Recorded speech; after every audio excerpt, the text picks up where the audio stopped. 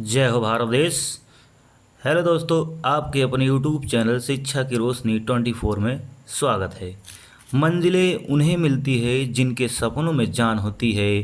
पंख लगाने से कुछ नहीं होता, हौसलों से उड़ान होती है। दोस्तों, आज हम इतिहास के एक महत्वपूर्ण टॉपिक इतिहास जानने के स्रोत में विदेशी विवरण के बारे में अध्ययन करेंगे। विदेशी विवरण से हमको क्या जानकारियाँ मिलती हैं इतिहास लिखने में। इससे पहले हम भाग 2 में इतिहास के साहित्यिक स्रोत और भाग 1 में इतिहास जानने के पुरातात्विक स्रोत को पढ़ा दिए हैं। आप भाग 1 और भाग 2 देख लेंगे तो आपको आसान होगा भाग 3 समझने में। चलिए वीडियो को शुरू करते हैं। विदेशी विवरण को जो है 3 भागों में बांटा गया है। पहला क्या है, यूनानी लेखक से जो हमको जानकारियाँ मिलती है, और चीनी लेखक से जो हमको जानकारियाँ मिलती है, और अरबी लेखक से जो जानकारियाँ मिलती हैं। इससे जो है हमें इतिहास लिखने में आसानी होती है। अब इससे जो है इम्पॉर्टेंट फैक्ट क्या है जो एग्ज़ाम में पूछा जाता है, सीधा सीधा हम उस पे आते हैं। चलिए देखते हैं यूनानी लेखक के बारे में। यूनानी लेखक के बारे में एग्जाम में क्या पूछा जाता है। यूनानी लेखक यूनानी लेखक में सबसे पहले नाम आता है टेसियस। इससे प्रश्न बनेगा कि टेसियस कहाँ का निवासी था, तो टेसियस ईरान का निवासी था। कहाँ का निवासी था? ईरान का निवासी था। इम्पॉर्टेंट है, परीक्षा में पूछा जाएगा। हेरोडोटस के बारे में बता दी। हेरोडोटस जो है या इतिहास के पिता कहे जाते थे। क्या? इतिहास के पिता कहे जाते थे। इतिहास के पिता कहे जाते थे। इनकी एक पुस्तक है जिसका नाम है हिस्टोरिका। क्या नाम है? हिस्टोरिका में इन्होंने पहली बार हिस्ट्री शब्द का प्रयोग किया। किसका? हिस्ट्री शब्द का प्रयोग इन्होंने अपनी पुस्तक हिस्टोरिका में किया था। इसके बाद आता है निरियाकस अनेसिक्रिटस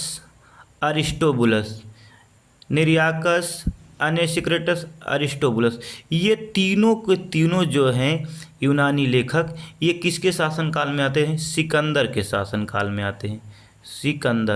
सिकंदर को जो है अलेक्जेंडर भी कहा जाता है। सिकंदर जो है मकदुनिया के यानी मैसिडोनिया जिसे कहा जाता है का मकदुनिया के फिलिप द्वितीय का पुत्र था। किसका पुत्र था?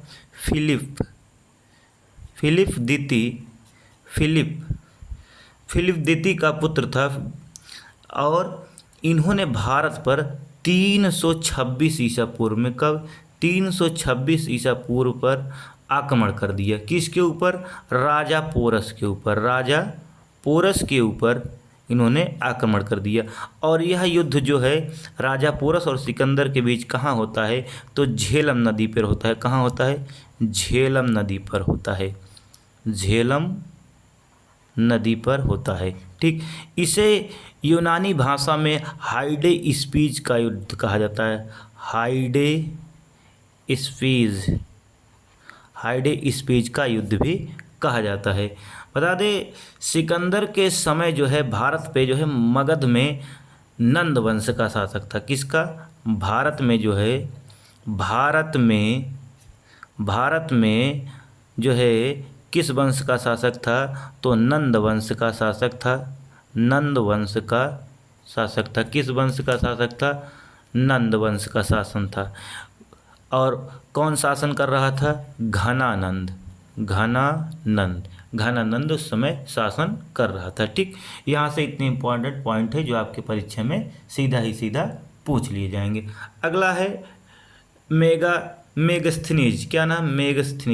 मेगस्थनीज जो है सेल्यूकस निकेटर का राजदूत था। किसका? सेल्यूकस निकेटर का राजदूत था।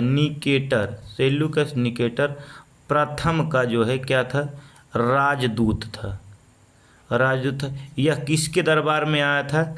मेगस्थनीज जो है किसके दरबार में आया था?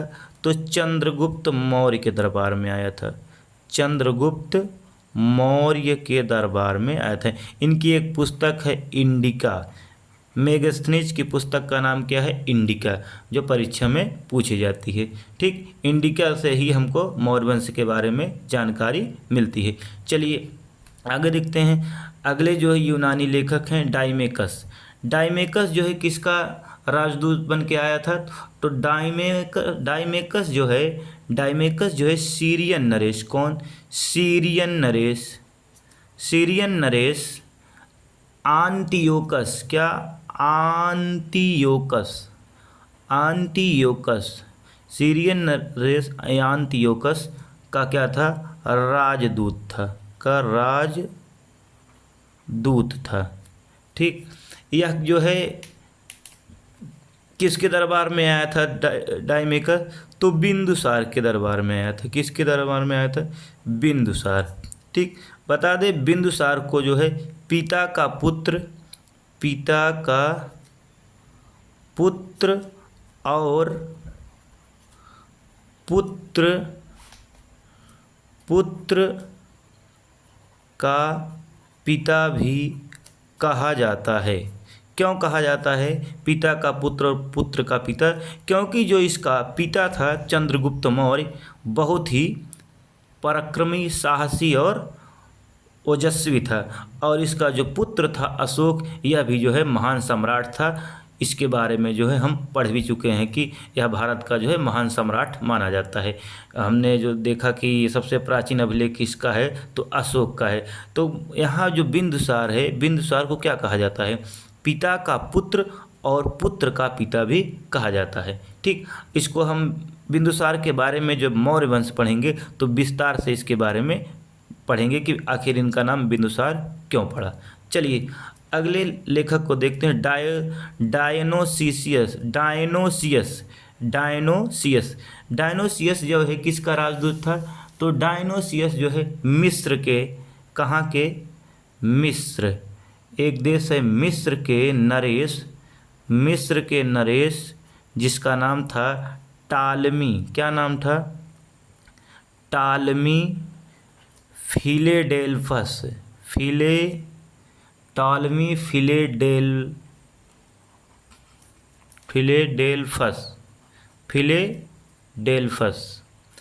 फिलेडेल्फस का जो है क्या था? राजदूत था। क्या था? राजदूत था। यह जो है किसके दरबार में आया था? तो अशोक के दरबार में आया था। किसके दरबार में आया था? अशोक के दरबार में आया था। अशोक के दरबार में आया था। इससे इतना प्रश्न बनता है। अगला है टॉलमी से एक प्रश्न बनता है। इन्होंने एक बहुत बढ़िया पुस्तक लिखी थी जिसका नाम था भारत का भूगोल, यानी जियोग्राफी के लेखक कौन है? तो टॉलमी। इन्होंने एक पुस्तक लिखी जिसका नाम था भारत का भूगोल। भारत का भूगोल नामक पुस्तक किसने लिखी? टॉलमी, जिसे जियोग्राफी भी कहा जाता है। अगला है, यानी अगले जो यूनानी लेखक हैं उनका नाम है प्लिनी। इनकी एक पुस्तक है जो परीक्षा में पूछी जाती है, नेचुरल हिस्ट्री। क्या? इम्पोर्टेंट है, बहुत इम्पोर्टेंट है। Natural history. कौन? Natural history. इसमें जो है भारतीय पेड़ पौधों, क्या? भारतीय पेड़ पौधों के एवं खनिजों के बारे में जानकारी मिलती है। ठीक, चलिए एक बार हम शुरू से देख लेते हैं, सीधे दोहरा लेते हैं एक बार। यहाँ से टेसियस कहाँ का था? ईरान का था। टेसियस कहाँ का था? ईरान का था। हेरोडोटस इतिहास के पिता कहे जाते थे। इनकी पुस्तक का नाम हिस्टोरिका था और इन्होंने अपनी पुस्तक में पहली बार हिस्ट्री शब्द का प्रयोग किया था। इनको इतिहास का पिता किसने कहा? सिसरो ने कहा। आइए, निरियाकस, अनिसेक्रेटस, अरिस्टोबुलस, ये तीनों किसके साथ आए थे? तो सिकंदर के साथ आए थे।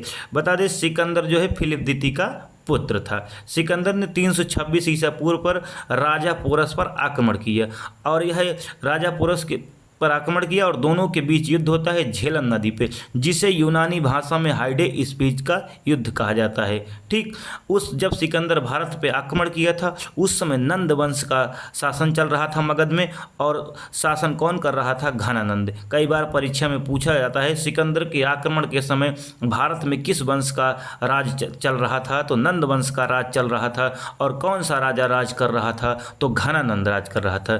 फिर उसके बाद मेगास्थनीज जो है किसका राजदूत था? सेल्यूकस निकेटर का प्रथम राजदूत था। सेल्यूकस निकेटर प्रथम का राजदूत था, जो चंद्रगुप्त मौर्य के दरबार में आया था। बता दें मेगास्थनीज की पुस्तक का नाम है इंडिका। मेगास्थनीज की पुस्तक का नाम है इंडिका। इसी इंडिका पुस्तक से जो है मौर्यों के बारे में जानकारी मिलती है। अगला हमने बताया था डाइमेकस सीरियन नरेश, यानी सीरियन नरेश एंटियोकस का राजदूत था, जो बिंदुसार के दरबार में आया था। किसके दरबार में आया था? बिंदुसार के दरबार में आया था। बता दें बिंदुसार को पिता का पुत्र और पुत्र का पिता भी कहा जाता है। क्यों कहा जाता है? क्योंकि ये इनके पिता जो है महान थे चंद्रगुप्त, और इनका बेटा भी अशोक भी महान था, इसलिए इसे पिता का पुत्र और पुत्र का पिता भी कहा जाता है। चलिए अगला हमने बताया था डायनोसियस जो है मिस्र के नरेश टालमी फिलाडेल्फस का राजदूत था, जो किसके दरबार में आया था? अशोक के दरबार में आया था। किसके दरबार में आया था? अशोक के दरबार में आया था। चलिए अगला हमने बताया था टालमी की एक पुस्तक है जिसका नाम है भारत का भूगोल, जिसे जियोग्राफी के लेखक के नाम से भी जाना जाता है। ठीक, यहाँ से प्रश्न बनेगा भारत का भूगोल किसने लिखा? तो टॉलमी ने लिखा। चलिए अगला हमने बताया था प्लिनी की एक पुस्तक है जो परीक्षा में कई बार पूछी जाती है, जिसका नाम है नेचुरल हिस्ट्री। क्या नाम है? Natural history. इसमें जो भारतीय पेड़ पौधों एवं खनिजों के बारे में जानकारी मिलती है। चलिए अब हम देखते हैं चीनी लेखक। अभी तक हमने देखा यूनानी लेखक से इंपॉर्टेंट फैक्ट क्या थे जो आपके परीक्षा में सीधे पूछे जाते थे। अब हम लोग देखेंगे चीनी लेखक। क्या देखेंगे?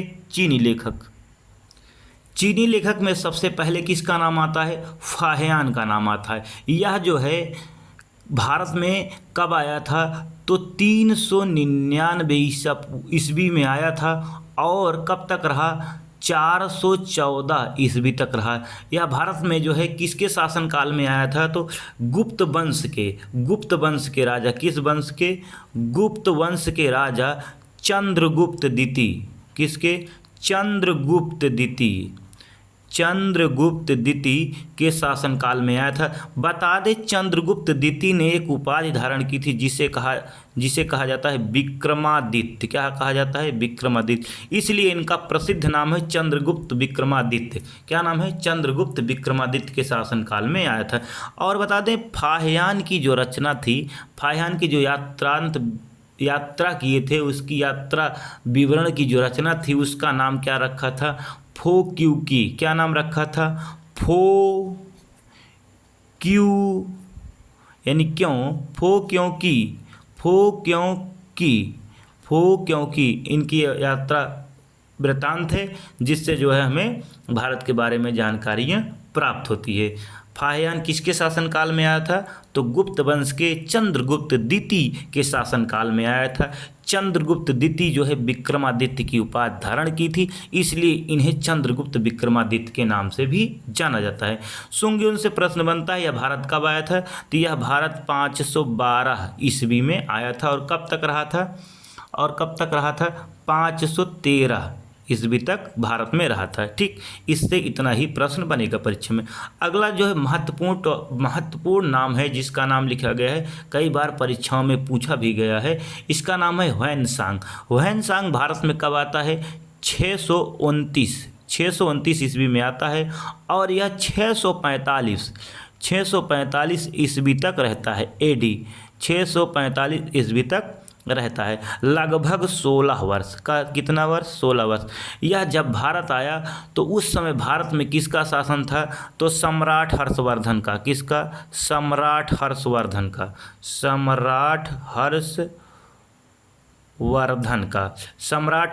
का शासन चल रहा था। ठीक, इनकी रचना का नाम क्या है? इनकी रचना का नाम है, यानी इनकी यात्रा वृत्तांत का क्या नाम है? CU की CU की महत्वपूर्ण है, परीक्षा में पूछी गई है। CU की इनकी यात्रा वृत्तांत का नाम है। बता दें इसी पुस्तक से भारत के सम्राट हर्षवर्धन के राजनीतिक, आर्थिक और धार्मिक नीतियों के बारे में पता चलता है। किस पुस्तक से? CU की, जो ह्वेनसांग ने लिखा था। और ह्वेनसांग से एक प्रश्न बनता है, इन्हें यात्रियों का राजकुमार कहा जाता है। क्या कहा जाता है? यात्रियों का राजकुमार किसे कहा जाता है? तो ह्वेनसांग को कहा जाता है यात्रियों का राजकुमार। यात्रियों का राजकुमार किसे कहा जाता है? तो ह्वेनसांग को यात्रियों का राजकुमार भी कहा जाता है। ठीक, यहाँ से इतने प्रश्न आपके परीक्षा में बनेंगे। अगला पॉइंट है इत्सिंग। क्या है? इत्सिंग। इत्सिंग भारत में कब आया? 671 में आता है और 693 ईस्वी तक रहता है इत्सिंग। ठीक, बता दें इसके बारे में, यह जो है एक रचना किया है जिसका नाम है भारत। क्या नाम है? भारत तथा मलय द्वीपपुंज। भारत तथा मलय द्वीपपुंज नामक रचना की है। इसी पुस्तक में जो है, इसी पुस्तक में इन्होंने बौद्ध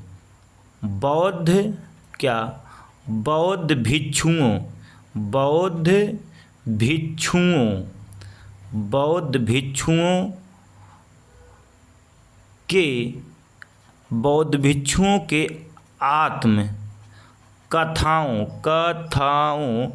के बारे में जानकारी मिलती है। किस पुस्तक में? भारत तथा मलय द्वीपपुंज नामक पुस्तक से जो है बौद्ध भिक्षुओं के आत्मकथाओं के बारे में जानकारी मिलती है। चलिए अगला देखते हैं, मातुवेन लिन। क्या नाम है? मातुवेन लिन। ये भी चीनी लेखक था जो 7वीं शताब्दी में, कब? 7वीं शताब्दी में भारत आया था। 7वीं शताब्दी में यह भारत आया था। और इसके यात्रा वृत्तांत से हमको पता चलता है हर्षवर्धन के पूर्वी, क्या?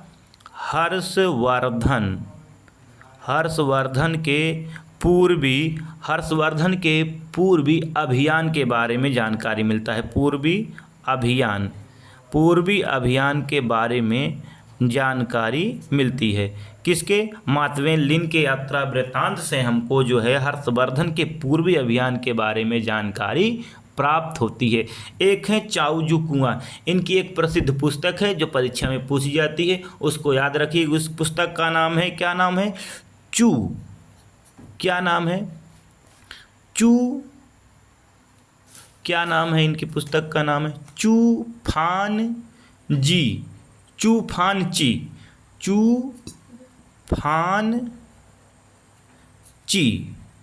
चूफानची। चाहे चू करके इनका क्या बताएं, इनका ऐसा नमोय है चूफानची। ठीक, तो इनकी पुस्तक का नाम है चूफानची।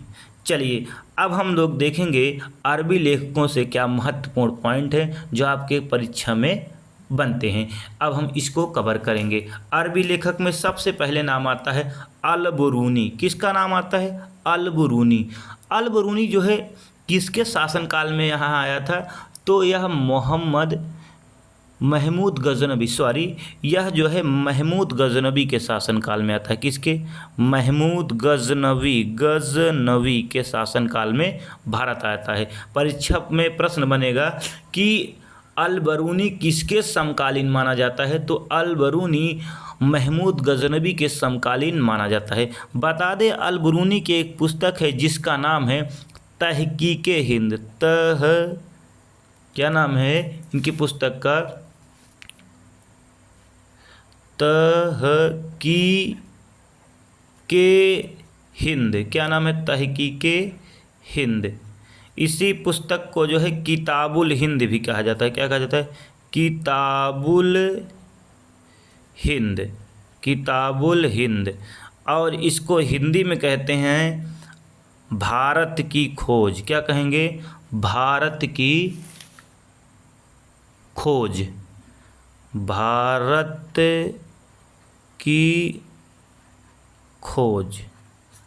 की खोज। बता दें अल-बरूनी जो है महमूद गजनबी के शासनकाल में आया था। इनकी एक पुस्तक है जिसका नाम है तहकीके हिंद और इसी पुस्तक को किताबुल हिंद भी कहा जाता है और हिंदी में इसका नाम है भारत की खोज। ठीक, अगला जो है महत्वपूर्ण पॉइंट है इब्न बतूता से। किससे है? इब्न बतूता से जो है पहला ही इम्पॉर्टेंट है कि यह किस देश का निवासी था? तो मोरक्को का था, मोरक्को का निवासी था। इब्न बतूता कहाँ का निवासी था? तो इब्न बतूता मोरक्को का निवासी था। यह किसके शासनकाल में आया था? तो मोहम्मद बिन तुगलक, मोहम्मद बिन तुगलक के शासनकाल में आया था। तुगलक, मोहम्मद बिन तुगलक के शासनकाल में यह भारत आया था। और इसकी प्रसिद्ध पुस्तक का नाम क्या है? इनकी प्रसिद्ध पुस्तक का नाम है रिहला। क्या नाम है? रिहला इनकी प्रसिद्ध पुस्तक है। किसकी? इब्न बतूता की, जो मोरक्को के निवासी थे। ठीक, अब बता दें कि मोहम्मद बिन तुगलक जो है इब्न बतूता को दिल्ली का काजी बनाया था। क्या बनाया था? दिल्ली का काजी, दिल्ली का काजी यानी दिल्ली का न्यायाधीश भी बनाया था। किसको? इब्न बतूता को। कौन बनाया था? मोहम्मद बिन तुगलक जो है इब्न बतूता को दिल्ली का काजी बनाया था, जिसे न्यायाधीश भी कहा जाता है। अर्थात दिल्ली का न्यायाधीश किसे बनाया था? तो इब्न बतूता को बनाया था। चलिए अब हम कुछ महत्वपूर्ण फैक्ट देखते हैं, एग्ज़ाम के दृष्टि से जो है आपके लिए जो है बहुत ही बढ़िया होगा। तो पहला जो है महत्वपूर्ण पॉइंट ये है कि वह कौन व्यक्ति था जो दिल्ली के दिल्ली के 7 सुल्तानों का शासन देखा था। कितने? 7 सुल्तानों का शासन अपनी आँखों से देखा था। शासन अपनी आँखों से देखा था। तो हो जाएगा कौन? देखा था तो कौन हो जाएगा? अमीर खुसरो। क्या हो जाएगा? अमीर खुसरो, अमीर खुसरो। और एक व्यक्ति और थे जिसका नाम था, यहाँ लिख दे रहे हैं हम, निजामुद्दीन औलिया।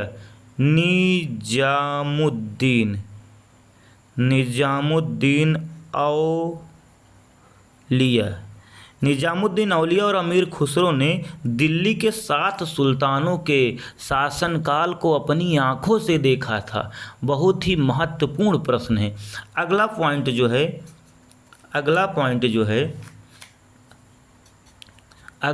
जो है सुलेमान से। सुलेमान जो है कौन?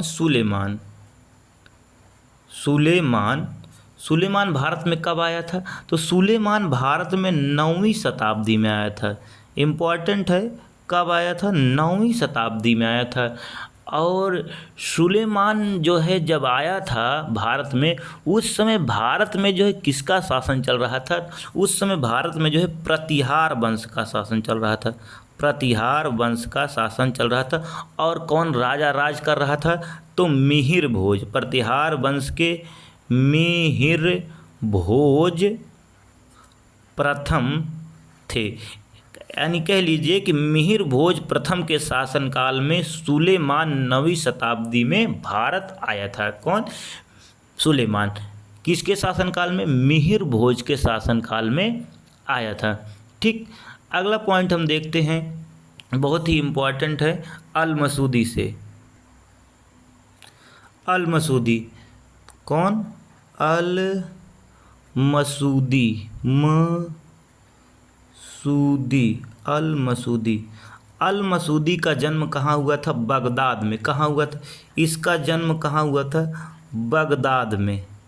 कहाँ हुआ था इसका जन्म? बगदाद में हुआ था। यह एक भूगोलवेत्ता था। क्या था? भूगोलवेत्ता था। ठीक, भूगोलवेत्ता, यह एक भूगोलवेत्ता था।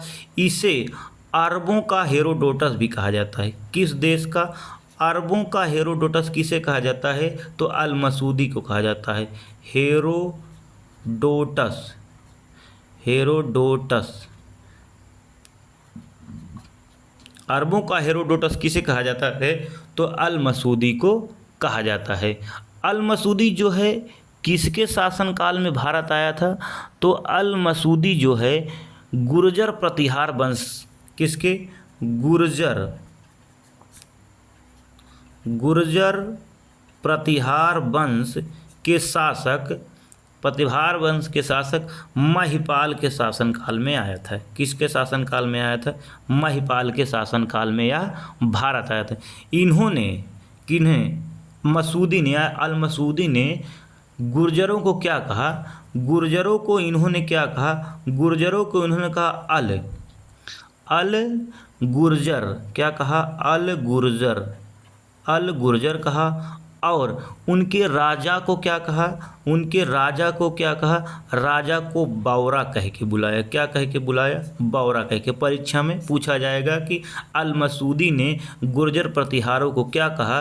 तो अल गुर्जर कहा, और उनके राजाओं को क्या कहा? बावरा कहा। ठीक, इम्पॉर्टेंट है, परीक्षा में पूछा जाएगा। और एक फैक्ट है कि अल मसूदी की एक पुस्तक है जिसका नाम है द, इम्पॉर्टेंट है, ये क्या है? पुस्तक है। इनकी एक पुस्तक है, इनकी यात्रा वृत्तांत है जिसका नाम है the meadows of gold. The meadows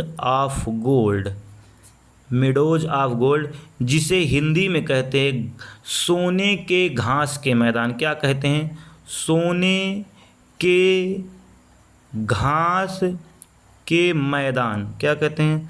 सोने के घास के मैदान कहते हैं। ठीक, और इसका जो है अरबी नाम क्या है? इसका अरबी नाम क्या है? इसका अरबी नाम है मुरूज। क्या नाम है? मुरूज अल धाहब। और इसका एक नाम और मिलता है मुरूज उल जहान। क्या मिलता है? मुरूज